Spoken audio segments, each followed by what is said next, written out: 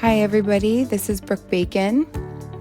I just wanted to let you know that our webcast will be starting shortly. We are just going to give you a brief overview of GSI while you wait. So who is GSI? GSI is a full-service consulting and managed services organization with deep application and industry knowledge. This deep knowledge allows us to develop advanced AI and automation that delivers cutting-edge intelligence. This unmatched intelligence is what enables our clients to thrive and not just survive. So why partner with GSI? GSI is a full-service ERP, SaaS, cloud, ITSM, cybersecurity reseller, consulting, and managed services organization. We have industry, application, and technical certifications, and we not only understand the business system you are utilizing, but most importantly, the industry. Advanced AI and automation are used in all of our products and services to help our clients reduce TCO and increase ROI. We have offices nationwide and partners worldwide, which allows us to offer a 24/7 global support model. And we are the only partner you will find in the industry that has a 100% guarantee on everything we do. Here are a few of the awards and accreditations and certifications we have received. Our mission is to make every customer a client. To accomplish this mission, we create a culture that attracts and retains the most creative, energetic, and experienced professionals. Here are some of the products that we have developed to help our clients thrive. Genius AI is a platform designed to support the development and execution of customized modules for system monitoring, application monitoring, AI, and automation. Modules can be developed and executed for almost any business system. Our clients use Genesis Performance Optimizer to model, measure, and maximize system performance for all of their web-based business systems. Genome is our newest product that will detect, analyze, and automate the process of converting customizations into orchestrations. Rapid Reconciler is our tool that reconciles perpetual, in-transit, and received not vouchered inventory. Rapid Approval is an application for quickly processing workflow approval requests in Salesforce. And G Shield is a line of security products that we are continuing to expand. Currently, we have two products, JDE Password Reset and JDE Two-Factor Authentication. As you can see from these testimonials, our clients attest to the fact that we focus on the business value of their systems, not just the performance. This business value focus allows our clients to transform antiquated systems of record into market share expansion machines. Hello, everyone. Welcome to today's session sponsored by JD Edwards InFocus and Vision. Today's session is start, stop, patch, and recover your applications in an instance with containers. So use containers to improve the efficiency and scalability of your JD Edwards system. The session is presented by John Bassett with GSI. We'll talk a little bit about, we'll do a GSI overview maybe at the end if we still have time, then we'll go over our main presentation and then the Q&A. My name is John Bassett. I'm an executive and chief technology officer with GSI. I oversee the cloud practice, cyber and JD Edwards security practice, the database practice, and internal IT. So what is containerization? We'll first do a definition of what it is and then go over how we can use it to improve JD Edwards. And so here's a little bit of a timeline about Docker and containerization in general, and then we'll talk a little bit about Kubernetes on the back end. Back in the early 2000s, really all you were talking about for the servers would be physical servers. Now that's a little different with iSeries. They had LParse, which was a form of virtualization, but you're talking mostly if you need a database server, you buy a physical piece of equipment and you spend a lot of time and energy budgeting for it. Around 2000, we started seeing virtual servers with VMware, and you can migrate to on-premise virtual servers, but it was still an on-premise solution. It was still expensive, but at least you could utilize multiple equipment and start getting some advanced failover capabilities, DR, etc. Around 2015, you started seeing a little more cloud virtual servers. Now I know that Amazon has been in this business a little bit longer than others, but Microsoft started getting into it, and then Oracle in 2016, 17, they started to get serious about it. IBM, and we call those public clouds more than traditional private virtualization companies. They've been around a lot longer, and you could utilize the hypervisor from VMware in a shared model, but it was also a little more expensive, and not, spinning up your own servers ended up, you had to rely on the vendor to do that for you. Whereas the cloud servers, you could spin up your own machines at will, and control it a little bit more. Right around 2014, Kubernetes put their product into the public domain, and started making cloud orchestration tools available, containerization available, but containers just haven't had quite the adoption. It's really good for certain applications like web layers, things that scale up in users, but maybe not as good for applications like JD Edwards. So you are dependent upon the application being supported into the containerization, but it certainly allows for a smaller footprint, easier to scale up, lower cost projects, and lower cost maintenance. We'll talk about that later on. So who would benefit most from containers? Well, all companies, small companies, medium, and large. A lot of smaller companies say, well, I really don't need it. I only have 10 servers. That's good enough. But there's some benefits. The self-healing capabilities, portability that might not be available to you unless you have an expensive VMware solution.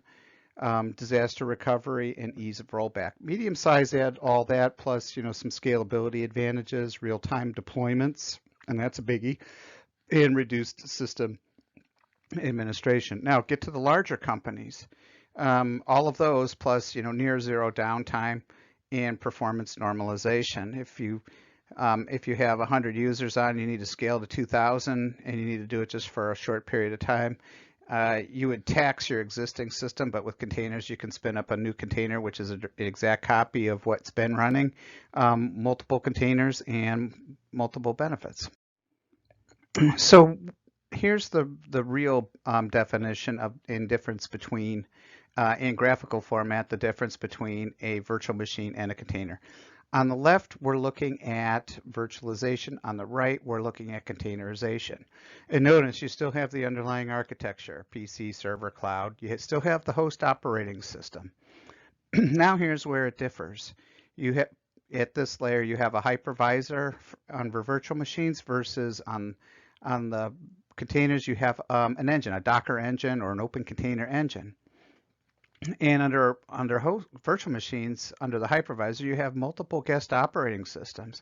So in this example, we have 3 guest operating systems, so we have a total of 4 operating systems, and each one of these machines spins up as machine A, B, and C.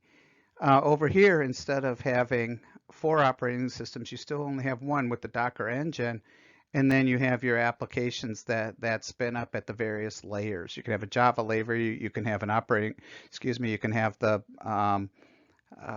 web layer, etc., as a container. So that's the primary difference. Also, if you have to spin up a new virtual machine, you have to boot the operating system over here, and it can take 3 to 5 minutes to get your machine up. Over here, it could be as simple as spinning up a couple of processes, much shorter time to spin up new accessibility. So what are containers? It's packaged software into standardized units for development and deployment. And so really that's what you're doing, is you're creating and I hate to use the word container in its own definition, you're creating a container. It's a unit of software that packages all the code and dependencies. So for instance, a Java layer, a web layer. They're lightweight, standalone packages, and that's what makes it so special. If you want to update a JD Edwards enterprise server layer, that would be an example of a package, or a web layer. So they become containers at runtime. In the case of Docker, and I use Docker because it's the standard, although Kubernetes has announced that they are going to deprecate it. So you got to be aware of compatibility, and I'll try to explain the difference between Kubernetes and Docker in a little bit. Docker Swarm would be probably the comparison between Kubernetes and Docker, whereas the underlying container is Docker, or the Open Container Initiative.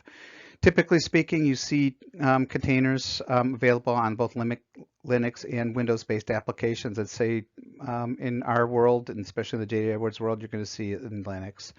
The container software runs the same regardless of the infrastructure. So if you have Docker in Azure and Docker in OCI, and you're sure the container is set for both of them, they're gonna run the same.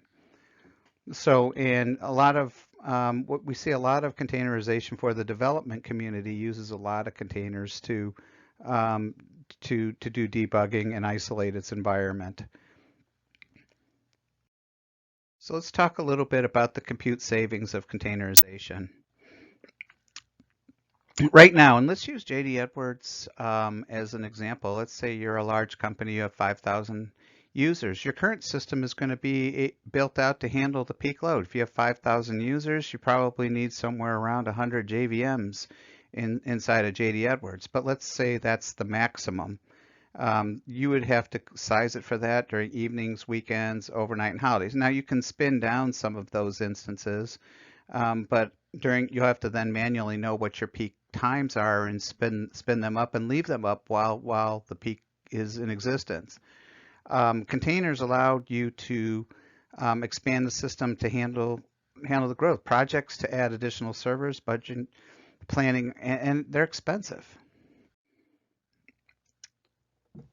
Production systems with full-time automated smart scaling, or in the case of Docker, you can build an intelligent infrastructure. Anything in green is up and running all the time, but the things that are in blue spin up separately to allow for scalability. So in this case, we have logic layer and the web layer and the AIS layer being spun up as a container with direct copies of what you see on these other nodes. Some other benefits, basically for non-production systems, you have offline savings because you just won't have those servers up and run. Non-production systems are normally always on, but you could spin them up and spin them down as you need. You can look at it intelligently based on a schedule, or you can have it look for workload capabilities, which when we talk about Kubernetes, we'll talk more about that. Also, you'll see reduced downtime. Offline maintenance and patching is an advantage for this. It's a trade-off for stability, updates, and patching. It will also help reboot a container automatically to address any memory leaks. Hopefully you don't have any, but if you do, this is a solution that can help. You can use package builds to reduce loads as well as package deploys. You can deploy to a container so you don't have to worry so much about system locks, and then basically roll in the new packages as they become available. You can handle the updates and patching to the Java runtime layer, the web layer, and as well. Oh, one thing I wanted to mention is that there are certain things that aren't well suited for containers, and a good couple layers there. The database layer is not the best layer to containerize. Well, if you look at just use Oracle as an example, and you have PDBs, they're already somewhat containerized, but you have tools like DataGuard for replicating, and it's just not the best layer for JD Edwards. Neither is the batch server layer. There's some performance issues, and some of the kernels don't work right, like the scheduler. So you're best advised to have something going on. Just treat those like you have in the past. The web layer and the business function layer are very well suited for containers. Some offline container advantages is you can create them to new image files. You notice this is a really good picture here. You have an image library of the various container layers, and you can deploy them to your You really kind of have two types of nodes in the container. You have master nodes and you have worker nodes, and you can have multiple masters as well. But the master is keeping a copy, and then it becomes as you launch new ones, it gets copied from the master. And you can do drain state connections. We'll talk more about that. Rollbacks if things don't deploy out real well versus having to undo a package deployment can be very, very beneficial. And you can also update your operating systems and patching as well. Healing and extras. Few of the things that you can do, dynamic load balancing, and that's not just Docker Swarm, but Kubernetes as well. You can have certain flags that check for the healthiness of the container and adjust different thresholds. If a threshold hits, like, let's say 100% CPU, maybe that's a problem, and the container would need to be stopped, either drain stop or force stop, and spin up a new container that would be in a healthy state. Docker Swarm health monitoring, same thing with Kubernetes. You can look for certain conditions like higher CPU, higher RAM, and do some individual URL checks on an individual server that maybe you can use as a reason to determine if you need to spin up a clone for scalability. Also, GSI's Genius, we do have health monitoring integration for some of the self-healing technology. A new way to support your system. You can basically do transportable disaster recovery. Not right now, but soon, depending upon the Open Container Initiative, you might be able to have containers running in Azure, but you might have your DR set up in OCI, let's say.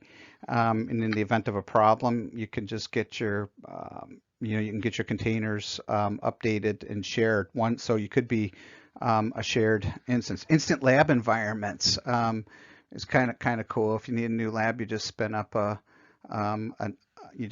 new container project somewhere, getting everything copied over. So you also could, and I mentioned multi-cloud. It'll allow you to switch from one to the other if you want to just try one out in days instead of months. And GSI has a Genesis load testing project. If you want to see if Azure, or Amazon, or OCI performs best, you can figure that out. Now, just for a few notes specific to JD Edwards and containers. Tools 9252 is required for Kubernetes, but I won't say it'd be all that easy for you to get that up and running. Tools 9253 is required for one-click, and the Kubernetes runtimes are included in the 9253. So my advice would be to go with the 9253 and deploy via the one-click option. Also, with Kubernetes, there's some new tools for managing containers. As I mentioned, the Docker container will be deprecated sometime in the near future. Podman, Builda, and Scopio are tools to help you manage containers. Scopio will allow you to look into a container to see what's there without actually having to download it and deploy it. So those are some tools you should learn how to use as well if you're planning to use Kubernetes. Some older notes. There was an issue with server manager clones in the past. You need to be on tools 9243 to circumvent that. I think in one of the drawings earlier, I had like web node 1, web node 2, web node 3. The problem is when you deploy each one of those, or actually have the container start up and see it in server manager, only the last image that you saw would be manageable. So node 1 and 2 would not be manageable if you had 3. So you need that tools release to handle those individual clones. The support for the batch server was planned for Q4 of 2020, but I would recommend against doing that because of performance reasons. Just treat your batch servers like you did before. And a lot of the scalability in JD Edwards is at the web layer and the business function layer anyway, and those are layers that you can clone with no problems, but I would stay away from that. So we've been talking a little bit about Kubernetes and Docker Swarm as well. It was developed in released or by Google and was released and made open source in 2014. It's now maintained by the Cloud Native Computing Foundation. Back in 2014, Google probably, the container projects weren't nearly as mature as they are now, and maybe they would have maintained it and kept control of it had they known what it was going to become. But Kubernetes is basically an orchestration system for containerization. And it's portable for managing containerized workloads and devices. And it's your automation tool, and that's what the title was here. This is the tool that you want to use to start and stop and scale across clusters of hosts.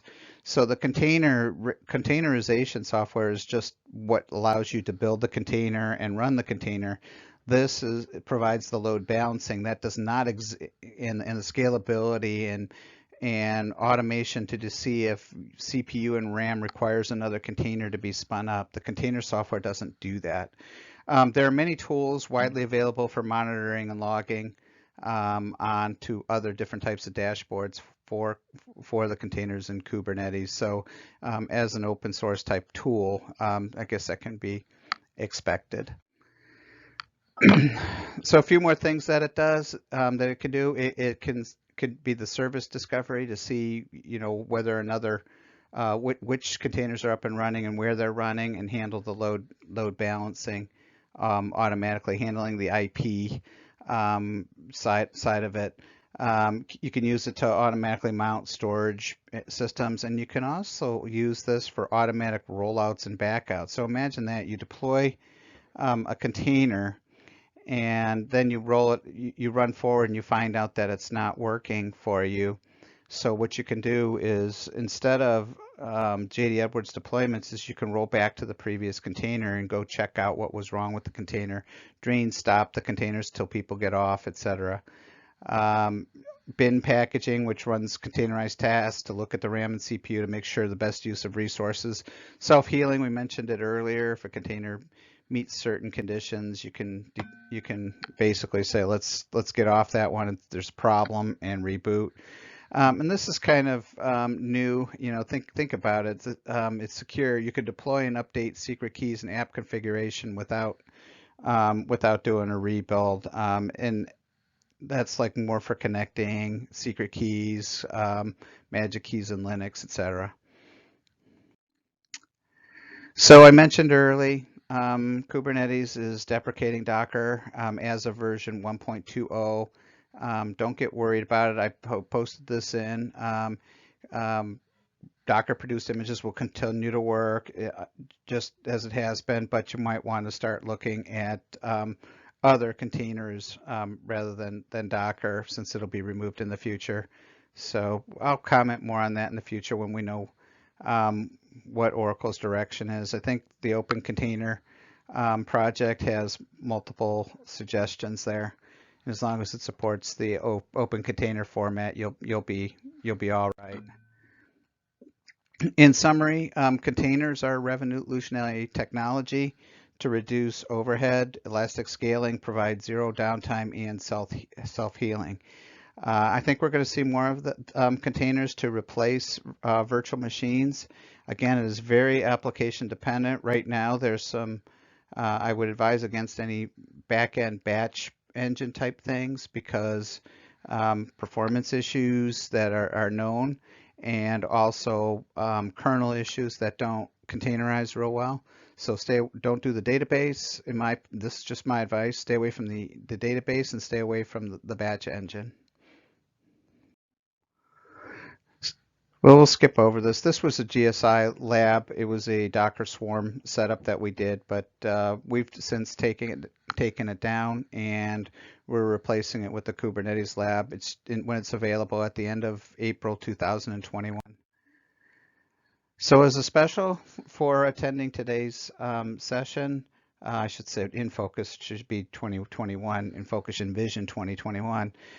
We will do a JD Edwards architectural review for $9.95, the 3 people to sign up where we'll look at your MTRs and let you know what you can do for recommending containerization.